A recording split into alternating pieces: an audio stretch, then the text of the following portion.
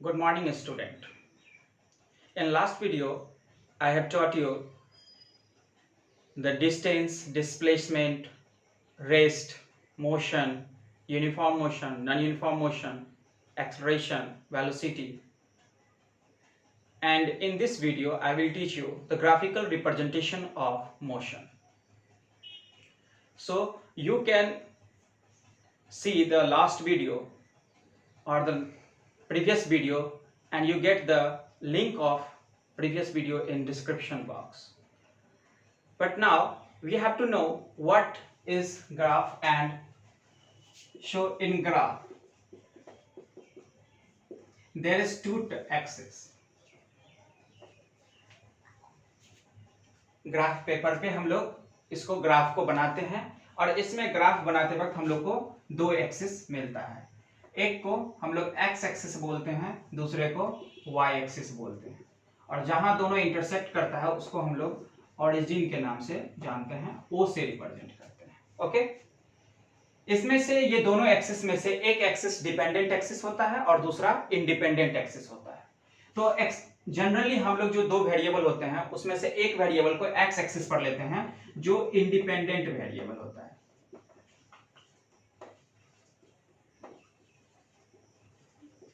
Independent variable को हम लोग कहां लेते हैं? एक्स एक्सिस पर लेते हैं और डिपेंडेंट वेरिएबल को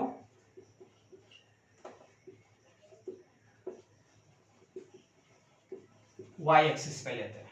अब जैसे कि अगर हम लोग ग्राफिकल रिप्रेजेंटेशन ऑफ मोशन की बात करें तो इसमें हम लोगों को तीन ग्राफ जनरली पढ़ने होते हैं। एक होता है डिस्टेंस टाइम ग्राफ,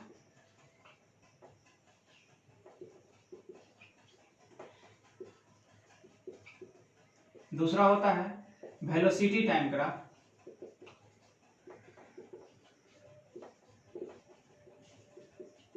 और तीसरा होता है acceleration time graph.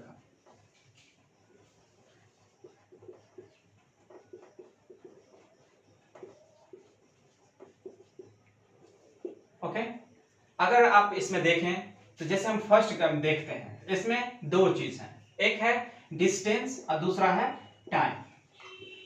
Distance and time. तो इसमें डिस्टेंस क्या है कि डिपेंडेंट वेरिएबल होगा और टाइम इंडिपेंडेंट होगा, इसलिए टाइम को हम लोग एक्स एक्सिस पे लेते हैं और डिस्टेंस को हम लोग वाई एक्सिस पे लेते हैं। और उसी तरह से अगर हम लोग वेलोसिटी टाइम ग्राफ को देखें तो वेलोसिटी डिपेंडेंट वेरिएबल होता है और टाइम इंडिपेंडेंट वेरिएबल होता है। तो टाइम को हम लोग इस एक्स एक्सिस पे लेंगे और फिर वेलोसिटी को वाई एक्सिस पे लेंगे। In the same way in acceleration time graph, acceleration is dependent and time is independent variable. तो अगर हम आपको फिर से एक बार रिवाइज करते हैं कि ग्राफ जो हम लोग बनाते हैं वो ग्राफ पेपर पे बनाते हैं और इसमें दो एक्सिस होते हैं, कोऑर्डिनेट में हम लोग लेते हैं, एक एक्स एक्सिस और एक वाई एक्सिस, और जहां ये दोनों इंटरसेक्ट करता है यानी एक दूसरे को मीट करता है उसको हम लोग ऑरिजिन के नाम से जानते हैं जिसका कोऑर्डिनेट होता है 0,0। अब इसमें ये जो दो एक्सिस हैं एक्स एक्सिस और वाई एक्सिस, जिसमें से कि कोई भी अगर हम ग्राफ बनाते हैं तो उसमें दो वेरिएबल्स होते हैं, एक डिपेंडेंट वेरिएबल होता है और एक इंडिपेंडेंट वेरिएबल होता है। तो इंडिपेंडेंट वेरिएबल को हम लोग एक्स एक्सिस पे रखते हैं और डिपेंडेंट वेरिएबल को हम लोग वाई एक्सिस पे रखते हैं। ओके, अब जो ये ग्राफिकल रिप्रेजेंटेशन ऑफ मोशन पढ़ना है तो इसमें हम लोगों को तीन तरह के ग्राफ पढ़ने हैं। पहला ग्राफ है डिस्टेंस टाइम ग्राफ। अगर आप डिस्टेंस टाइम ग्राफ में देखें तो डिस्टेंस डिपेंडेंट हो जाता है, टाइम इंडिपेंडेंट होता है, इसलिए डिस्टेंस को हम लोग वाई एक्सिस पे रखते हैं और एक्स एक्सिस पर टाइम को रखते हैं। इन द सेम वे अगर वेलोसिटी टाइम ग्राफ है दूसरा, इसमें वेलोसिटी डिपेंडेंट होता है और टाइम इंडिपेंडेंट होता है। तीसरा एक्सेलरेशन टाइम ग्राफ है, और एक्सेलरेशन टाइम ग्राफ क्या है तो इसमें हम लोग जिसको बनाते हैं तो एक्सेलरेशन हमारा डिपेंडेंट हो जाता है और टाइम इंडिपेंडेंट वेरिएबल्स होते हैं। इंडिपेंडेंट वेरिएबल्स करने का मतलब ये होता है कि जिसकी वैल्यू हम लोगों को मतलब किसी दूसरे चीज पर डिपेंड नहीं करता है। जैसे कि टाइम देखिए, first second, second second, third second, अगर आप इसी पे बात करते हैं तो फर्स्ट सेकेंड में सेकेंड सेकेंड, थर्ड सेकेंड, इस तरह से बना दिया हमने। अब इधर जो है मान लीजिए कि फर्स्ट सेकेंड पे ये 5 मीटर तय किया। ओके, तो ये पॉइंट आ गया इसका। फिर सेकेंड में अगर गए और ये क्या किया, मान लीजिए कि 15 सेकेंड कवर कर लिया, तो ये चीज क्या है कि टाइम हमने पुट किया और उसके बाद डिस्टेंस हम लोगों को मिलता जाएगा। तो ये इसीलिए हम लोग इसको कहते हैं इंडिपेंडेंट वेरिएबल, क्योंकि इसके वैल्यू किसी चीज पर डिपेंड नहीं कर रहा, लेकिन इसका डिस्टेंस का जो था, डिपेंडेंट वेरिएबल का जो वैल्यू था, वो पुट कर इंडिपेंडेंट वेरिएबल के वैल्यू पर डिपेंड कर रहा है। हम जैसा वैल्यू पुट करते चलेंगे वैसे से वैल्यू मिलता जाएगा। ओके, अब हम लोग थोड़ा सा डिटेल में इस ग्राफ को पढ़ते हैं, डिस्टेंस टाइम ग्राफ को। ओके ओके, अब ग्राफ डिस्टेंस टाइम ग्राफ में यदि हम लोग देखें तो इसमें हम लोग को 3 केस मिलता है जो पॉसिबल केस है। केस 1 अगर हम लोग बात करते हैं इसमें कि बॉडी या तो रेस्ट में होगा, या फिर यूनिफॉर्म मोशन में होगा, या फिर नॉन यूनिफॉर्म मोशन में होगा। यही 3 केस हो सकते हैं। तो हम तीनों केस को अलग अलग करके देखते हैं कि कैसा उसका ग्राफ बनता है। यदि फर्स्ट केस कहा हमने, when body is at rest. Okay, जब बॉडी रेस्ट में होगा तो कैसा ग्राफ बनेगा। तो आप देखिए कि सबसे पहले आपको ग्राफ ड्रॉ करना होगा इस तरह से। ये एक्स एक्सिस है, ये वाई एक्सिस, और ये ऑरिजिन।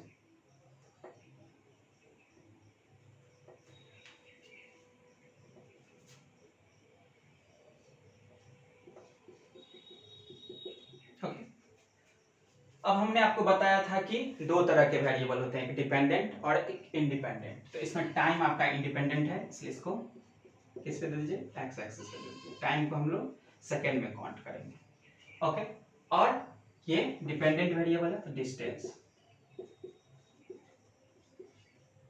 मीटर में लिखे हम लोग सॉल्व करते हैं। ओके, अब आप क्या देख रहे हैं कि बॉडी रेस्ट में है। अगर मान लीजिए कि ये 5 मीटर का है, ये 10 मीटर का है, ये 15 मीटर का है। In the same way first 5 second 10 second पे, 15 सेकेंड 20 सेकेंड। ओके, अब आप यहां देख लीजिए कि अगर बॉडी आपका यहाँ पे है, अभी जब टाइम 0 है, जब से आपने काउंट करना शुरू किया उस वक्त, अब क्या है कि बॉडी रेस्ट में है, तो टाइम बढ़ता भी जाएगा। ठीक, 5 सेकेंड बीत गया, फिर भी बॉडी उसी जगह पे है। फिर दूसरा 10 सेकेंड पे आया आपने, वहां पे भी आप क्या देख रहे हैं कि बॉडी उसी प्लेस पे, उसी पोजीशन पे है।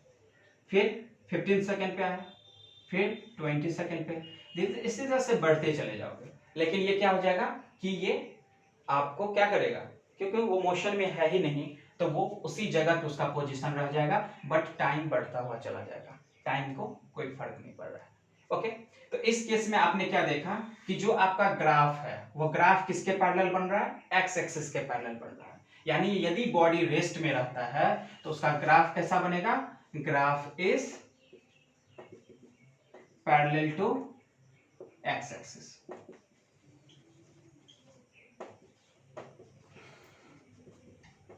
ओके, यानी ग्राफ पैरेलल बन जाएगा एक्स एक्सिस के। और इस केस में इसका जो स्लोप होगा वो स्लोप कितना आ जाएगा, 0। स्लोप कितना आ जाएगा, 0। अब आप सोच रहे हो कि स्लोप किसको बोलते हैं, तो स्लोप आता है आपको कि y बाय x। तो इसमें अगर आप ग्राफ कहीं भी देखोगे तो ये चीज हर जगह इसका 0 ही है, क्योंकि y में कोई चेंजेस आ ही नहीं रहा है, और बाय x वैल्यू बढ़ता जाएगा, लेकिन इसलिए ओवरऑल स्लोप 0 हो गया। और डिस्टेंस टाइम ग्राफ का जो स्लोप होता है वो आपको क्या देता है, वेलोसिटी देता है। तो वेलोसिटी इसका 0 हो जाएगा इस ग्राफ में। अगर हम लोग को ग्राफ देख के बताना होगा तो हम लोग ये बताएंगे, तो वेलोसिटी इसका 0 हो जाएगा। Okay, now we will see the second case.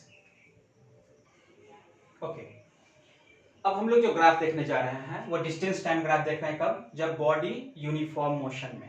Uniform motion आप थोड़ा सा रिवाइज कीजिए कि when an object covers equal distance in equal interval of time, then the motion is said to be uniform। यानी हर interval of time में equal distance यदि वो cover करता चला जाता है तो उस मोशन को हम लोग यूनिफॉर्म मोशन बोलते हैं। इसमें देखिए ग्राफ कैसा बन रहा है इसका।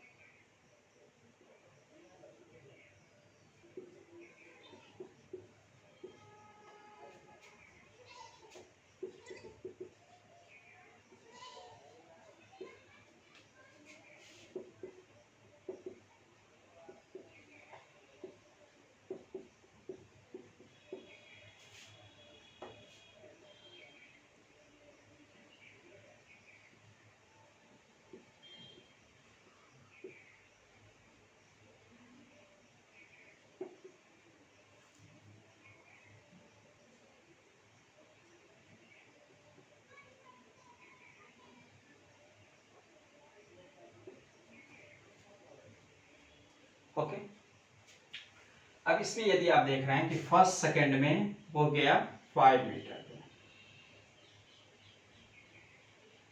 ये पॉइंट मिल गया इसको। सेकंड में आपने देखा तो वो 10 पे आ गया।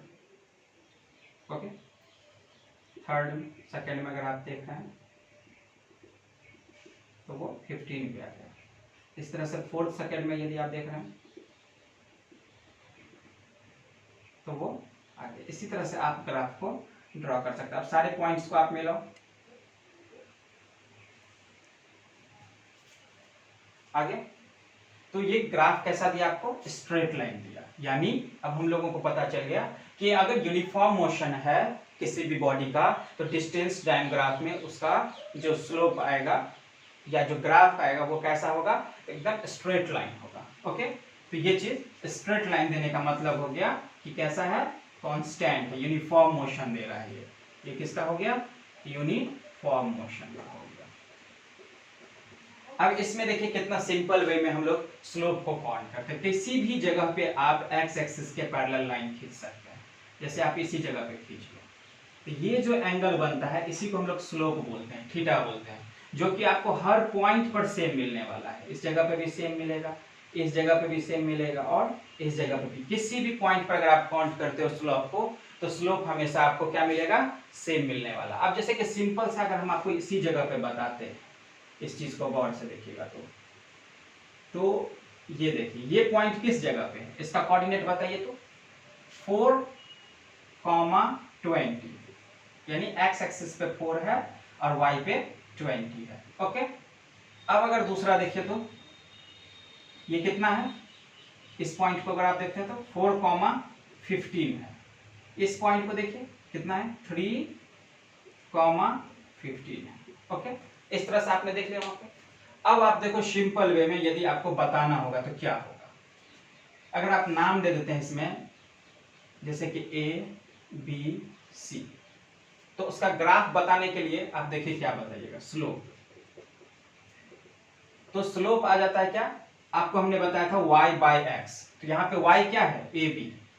स्लोप क्या होता है? y बाय x, तो ये AB है, तो AB को देखिए और बाय नीचे इसका x एक्सेस आएगा तो वो BC है। अब इस पे इसका वैल्यू पुट कीजिए तो आपको पता चलेगा कि ये मोशन कैसे आ रहा है। हर जगह यही वैल्यू देगा स्लोप का ये।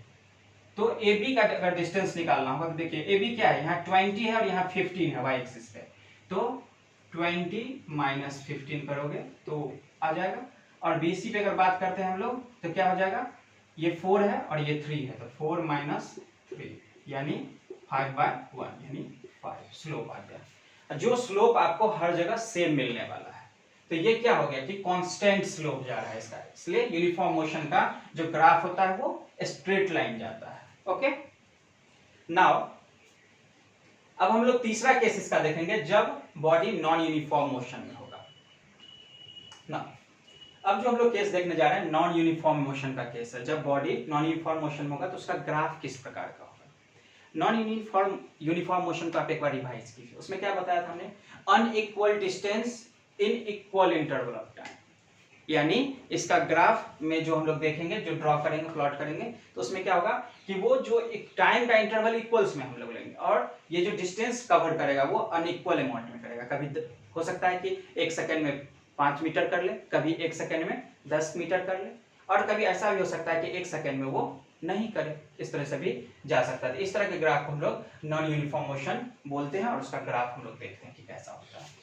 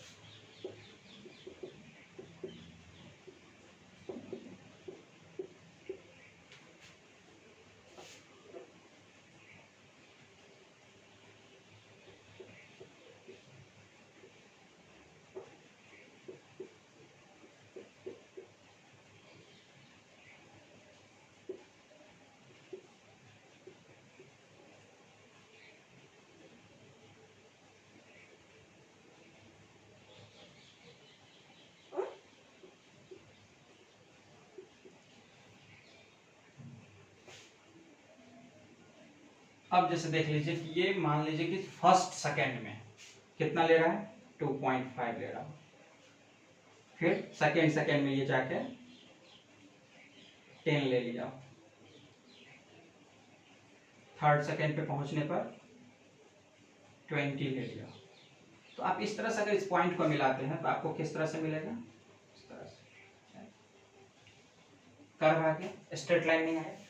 तो ये जो कर्व आया ये आपका नॉन यूनिफॉर्म मोशन का केस होता है।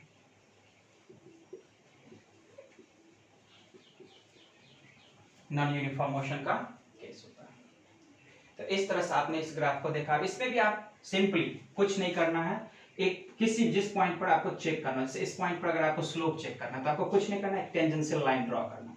इस लाइन को थोड़ा सा इधर एक्स एक्सिस की तरफ प्रोड्यूस कर देना है। फिर देखोगे यहाँ पे जो थीटा बनेगा वो इस पॉइंट का स्लोप बता देगा। इसी तरह से जिस पॉइंट पर आपको चेक करने का मन करे, इस पे चेक करने का मन करे, इस पॉइंट को पॉइंट किए और स्केल से पूरे लाइन को यहाँ मिला देना है, जहां पे भी आ जाएगा थीटा आ गया। अब देख लीजिए कि ये थीटा 1 है, ये थीटा 2 है। अब ये एंगल आपको बड़ा लग ही रहा है, तो theta 2 is greater than theta 1, इसका मतलब है कि इसका स्लोप ज्यादा है और इसका स्लोप कम है। तो आप मोशन को ऑब्जर्व कर सकते हैं इसके थ्रू। जिस पॉइंट पर भी आपको चेक करना है उस पर एक टेंजेंशियल लाइन ड्रॉ करना, फिर वो बता देगा आपको कि ग्राफ कितना है, क्या है। ओके, तो ये थर्ड केस भी हम लोगों ने जान लिया। अब जानना ये है कि हमको डिस्टेंस टाइम ग्राफ से कौन कौन सा इंफॉर्मेशन मिलेगा। ये तो आपने मोशन की पहचान की, यदि line parallel to X axis होगा तो ऑब्जेक्ट रेस्ट में होगा, यदि स्ट्रेट लाइन आ जाता है तो वो यूनिफॉर्म मोशन का होगा, और यदि कर्व आ जाता है तो वो नॉन यूनिफॉर्म मोशन का केस होगा। अब इस कर्व में जैसे आपने देखा कि ये कर्व इस तरह से गया, ये कर्व हो सकता है ऊपर से भी होके जाए। जैसे एक सिंपल सा हम आपको बना के दिखाते हैं कि ये भी केस अगर डिस्टेंस टाइम ग्राफ में बनता है तो ये भी किस तरह का है, नॉन यूनिफॉर्म का ही केस है, क्योंकि ये कर्व है। इसी तरह से अगर आप जैसे कि यूनिफॉर्म का आपने एक देखा इस तरह से गया, तो वो नीचे से ऊपर से नीचे की तरफ भी आ सकता है। तो ये जितना भी स्ट्रेट लाइन देगा आपको डिस्टेंस टाइम ग्राफ में तो वो यूनिफॉर्म मोशन का हो जाएगा, और जो कर्व ग्राफ दे देगा इसका मतलब समझ लीजिएगा कि वो मोशन जो है, उस ऑब्जेक्ट का जो मोशन है वो नॉन यूनिफॉर्म मोशन में है। और यदि वो टाइम एक्सिस के पैरेलल जाता है तो टाइम एक्सिस के पैरेलल जाने का मतलब हो जाता है कि वो बॉडी रेस्ट में है। ओके, अब हम लोग वेलोसिटी टाइम ग्राफ को पढ़ें। Now in velocity time graph what you will get, velocity time graph में हमने आपको बताया था कि टाइम इसका इंडिपेंडेंट वेरिएबल होता है, तो ये एक्स एक्सिस पर रहेगा, और वेलोसिटी डिपेंडेंट वेरिएबल है, वाई एक्सिस पर आपको रखना है, इसका यूनिट मीटर पर सेकंड हम लोग ले रहे हैं।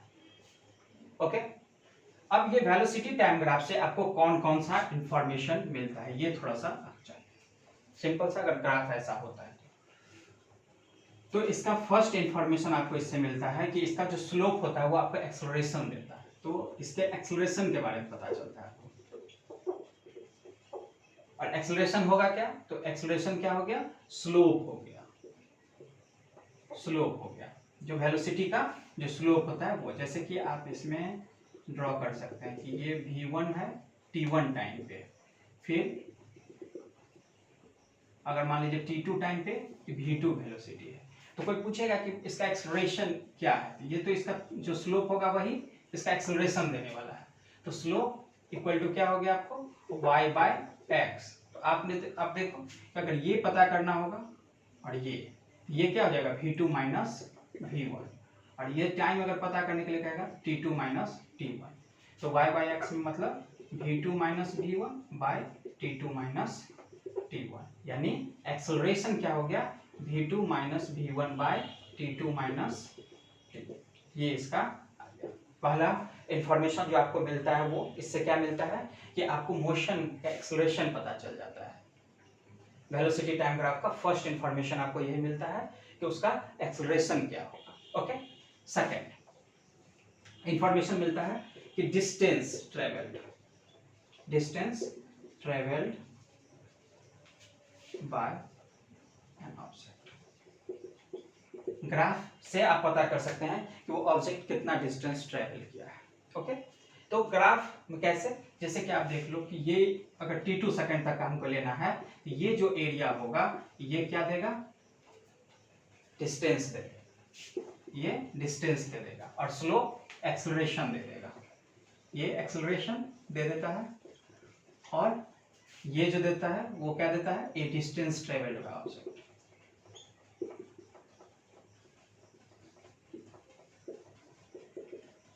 तो वेलोसिटी टाइम ग्राफ बहुत ज्यादा इंपॉर्टेंट होता है इसको जानना, क्योंकि इससे हम लोगों को दो इंफॉर्मेशन मिल जाता है कि एक्सेलरेशन क्या है और डिस्टेंस उस ऑब्जेक्ट के द्वारा कितना ट्रेवल किया गया, और क्योंकि हम वेलोसिटी टाइम ग्राफ बना ही रहे हैं तो वेलोसिटी हमको पता ही हो जाता है, तो इसीलिए इससे टोटल इंफॉर्मेशन हो जाता है।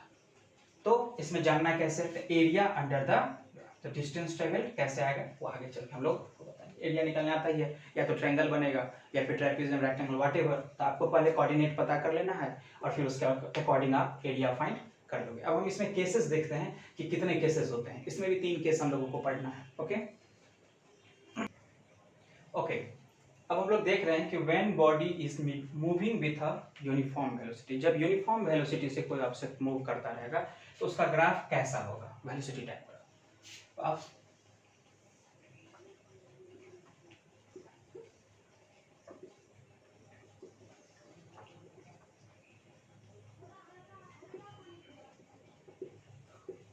ओके, तो इसमें आप देखिए कि जैसे 5, 10,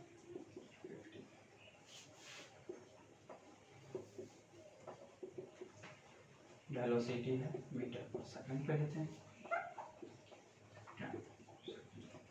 ओके,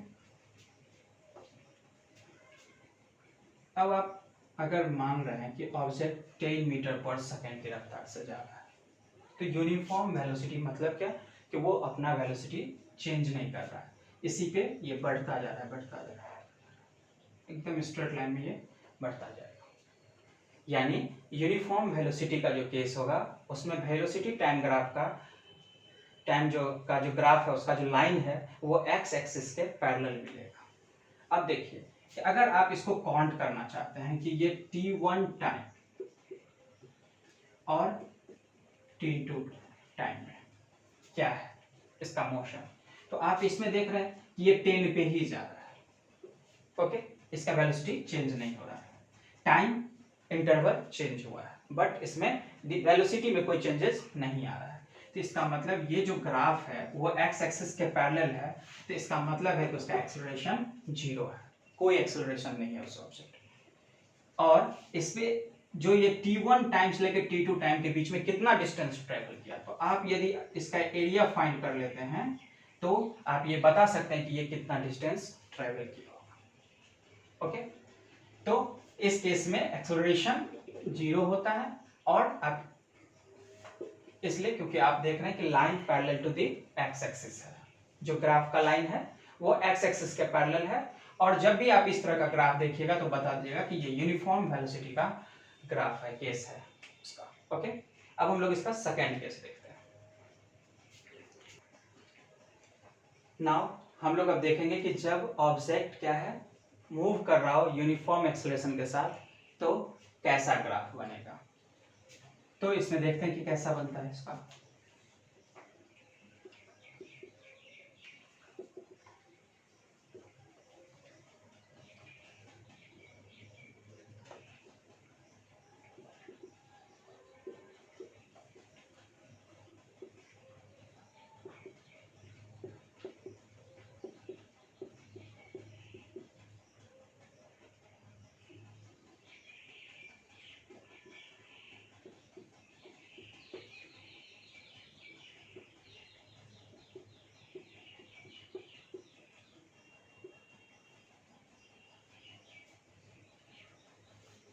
अब इसमें देखिए कि जैसे कि फर्स्ट सेकेंड में इसने कहा था क्या, 5 मीटर पर सेकेंड की रफ्तार से जा रहा था, सेकेंड इंटरवल में जब देखा गया तो वो उस पॉइंट पर 10 मीटर पर सेकेंड से जा रहा था, फिर थर्ड पॉइंट पे थर्ड सेकेंड में देखा गया तो वो इस पर जा रहा था। अब अगर यदि आप इस पॉइंट्स को मिला देते हैं तो स्ट्रेट लाइन आपको मिलता है। ओके, आप स्केल से बनाओगे तो आपका एकदम स्ट्रेट आएगा।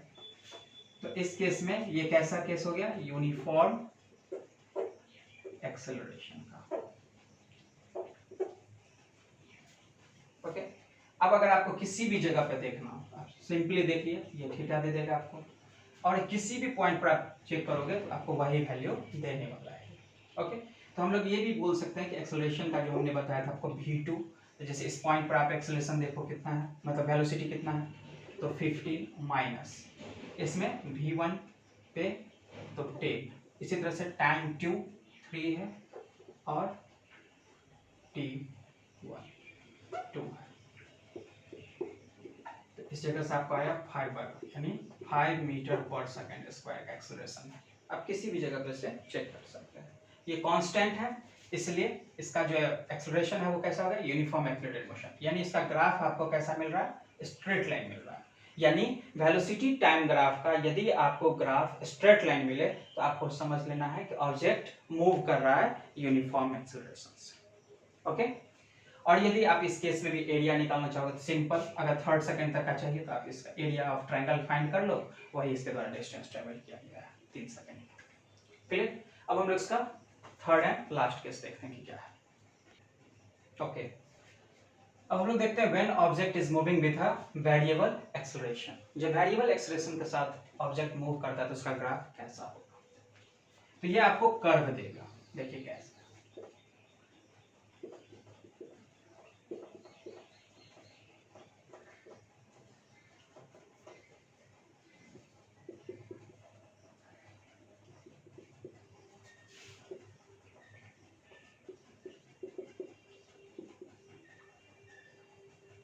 ओके,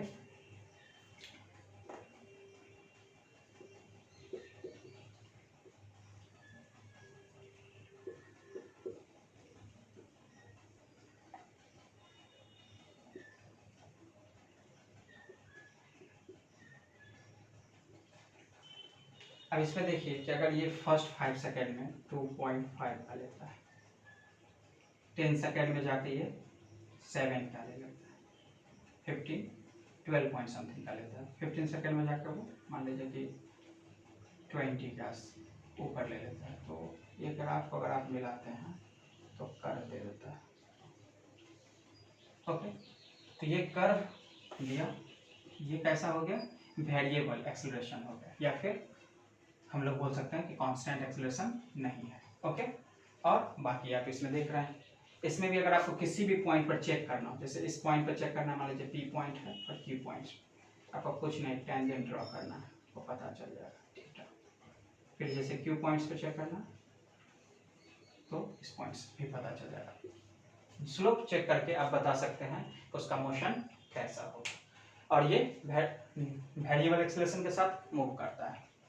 ओके, अब इसमें जो हमने अभी तक आपको बताया, तो इसमें डिस्टेंस टाइम ग्राफ से आप अगर देखें तो क्या मिला था, एक इंफॉर्मेशन मिला था कि उसका स्लोप वेलोसिटी दे रहा था, और दूसरा आपको पता चल रहा था कि वो कैसा एक्सेलरेशन देगा। ओके, क्योंकि आप अगर एक ग्राफ देखते हैं डिस्टेंस टाइम ग्राफ में, तो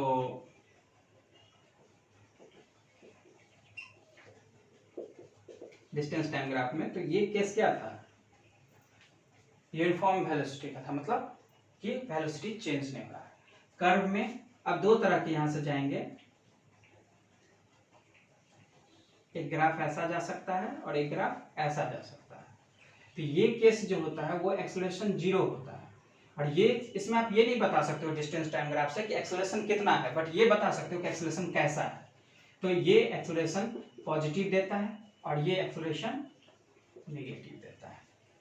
ओके, क्योंकि ये धीरे धीरे घटने लगता है। तो इस तरह के ग्राफ्स को हम लोग देखते हैं, और इससे वेलोसिटी टाइम ग्राफ से आपको दो इंफॉर्मेशन मिल रहे थे कि एक्सेलरेशन क्या होगा ऑब्जेक्ट का, और उस ऑब्जेक्ट के द्वारा डिस्टेंस कितना ट्रेवल किया गया उस टाइम इंटरवल में। तो ये दो इंफॉर्मेशन आप लोगों को ध्यान रखना है। इससे रिलेटेड अगर आपको जब जितना मैंने अभी आपको पढ़ाया है, अगर ये आपके ब्रेन में रहता है तो आपको ग्राफ से रिलेटेड न्यूमेरिकल प्रॉब्लम में कोई भी परेशानी नहीं। और वैसे हम एक वीडियो इस पर भी बनाएंगे कि आपको ग्राफ से रिलेटेड जितने भी न्यूमेरिकल प्रॉब्लम्स होंगे उसको हम डिस्कस करेंगे। और जो नेक्स्ट वीडियो हम लोग बनाने वाले हैं वो आपको इक्वेशन ऑफ मोशन पे बनाने वाले हैं, जिसका हम मैथमेटिकल और ग्राफिकल मेथड दोनों तरह से उसके डेरिवेशन का प्रूफ देंगे। Okay, thank you.